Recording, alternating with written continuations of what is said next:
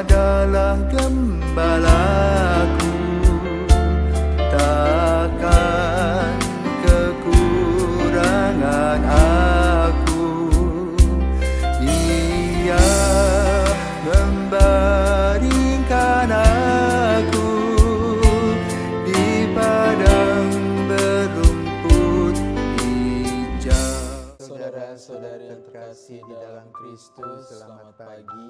Salam jumpa lagi dalam Sabda Siap Saji, Senin 18 Maret 2024, hari biasa, pekan kelima masa Prapaskah.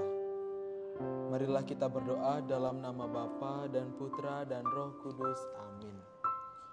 Allah Bapa Maha Mulia, rahmat-Mu telah memperkayai hidup kami. Berkatilah kami untuk mengikuti jalan-Mu menuju kebaruan hidup, sehingga kami siap sedia menyambut kemuliaan kerajaan surga. Dengan pengantaraan Yesus Kristus, Putra-Mu Tuhan kami, yang bersama dengan Dikau dalam persatuan Roh Kudus, hidup dan berkuasa Allah sepanjang segala masa. Amin. Tuhan bersamamu Dan bersama roh-Mu. Inilah Injil Yesus Kristus menurut Yohanes. Dimuliakanlah Tuhan.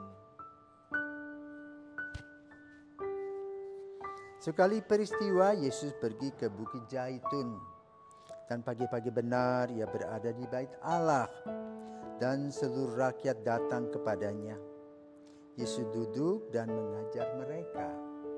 Maka ahli-ahli Taurat dan orang Farisi membawa kepadanya seorang perempuan yang kedapatan berbuat zina.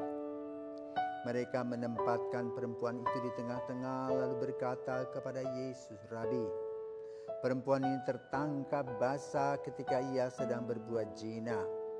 Musa dalam hukum Taurat memerintahkan kita untuk melempari dengan batu perempuan-perempuan yang demikian.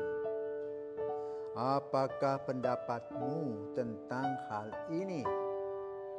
Mereka mengatakan hal itu untuk mencoba Yesus supaya mereka memperoleh sesuatu untuk menyalahkannya.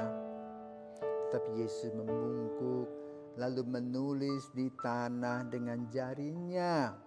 Dan ketika mereka terus-menerus bertanya kepadanya, ia pun bangkit berdiri lalu berkata kepada mereka, "Barang siapa di antara kamu tidak berdosa, hendaklah ia yang pertama melemparkan batu kepada perempuan ini." Lalu Yesus membungkuk lagi dan menulis di tanah. Tetapi setelah mendengar perkataan itu, pergilah mereka seorang demi seorang, mulai dari yang tertua. Akhirnya tinggallah Yesus seorang diri dengan perempuan itu yang tetap di tempatnya. Lalu Yesus berdiri dan berkata kepadanya, "Hai perempuan, di manakah mereka? Tidak adakah seorang yang menghukum engkau?" Jawab perempuan itu, "Tidak ada Tuhan." Lalu kata Yesus, "Aku pun tidak akan menghukum engkau. Pergilah dan jangan berbuat dosa lagi mulai dari sekarang."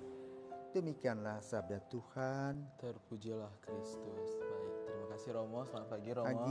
Pagi, Lem. Romo, jadi hari ini Yesus mengampuni perempuan yang berzina, Romo. Nah, saya ingin bertanya Romo, bagaimana sih Romo cara kita sebagai manusia itu mengampuni sesama kita, Romo, yang walaupun mungkin hal ini tuh terasa sulit bagi kita, Romo. Selamat pagi, Leon. Selamat pagi, Romo. Apakah kamu pernah membawa sebuah cermin dalam perjalanan hidupmu? Pernah. Bawa cermin? Tiap hari lihat. Oh, enggak. Apakah ada jerawat? Hah? Benar, Romo. Iya tuh? Ya. Nah sekarang bawa cermin. Artinya bahwa kita harus bercermin. Ya, bahwa kita juga punya dosa. Maka lalu kita menuju pada bacaan Injil pada hari ini. Topiknya adalah pengarahan sakramen taubat. Maka kalimatnya tadi ini, "Pergilah dan jangan berbuat dosa lagi mulai dari sekarang. Aku pun tidak akan menghukum engkau." Jadi dalam minggu sengsara ini Bapak Ibu, pintu sakramen taubat terbuka. Ya, supaya tahu ya, paling berat itu, tugas pastor itu mendengarkan pengakuan dosa. Kenapa itu, Romo? Kenapa? Yang kita dengar sampah-sampah. Nggak ada tuh orang pengakuan dosa, Romo. Itu aku baru untung jualan villa saya. Tak kasih ya Romo 10%, nggak ada. Yang adalah aku bertengkar dengan suamiku, dengan istriku. Aku cakar suamiku karena aku cemburu. Ya, aku iri hati dengan tetangga yang baru membeli mobil Alphard, sementara aku hanya Innova saja. Aku benci dengan mertuaku. Kenapa dia itu begitu ya? Pilih kasih, pilih bulu. Pokoknya kupingnya pastor harus besar karena begitu banyak sampah-sampah dosa yang ditampilkan di sana. Capek.